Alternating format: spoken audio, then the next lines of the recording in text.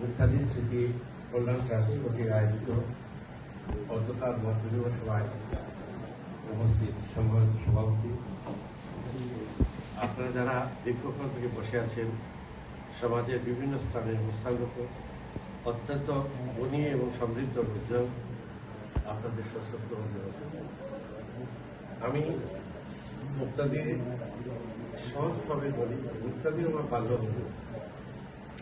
আমি রাজা DC high স্কুলে যখন ভর্তি হই 1966-এ ক্লাস 9-এ, তখন মুক্তাদির সাথে আমার পরিচয় ঘটে। দক্ষিণ সুরমার একজন মানুষ ছাত্র হিসাবে মুক্তাদির আমাকে বেশিভাবে সম্মুখীন করত।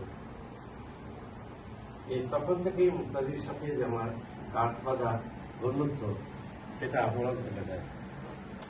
মুক্তাদির কারণে আমার ছাত্র রাজনীতিতে ঝরানো। আপনারা জানেন, সাধারণত সায়েন্সে যে সমস্ত স্টুডেন্টরা পড়াশোনা করে তারা রাজনীতিতে খুব বেশি দূরে থাকতে চায় না। তারা তাদের ক্যারিয়ার গঠনের জন্য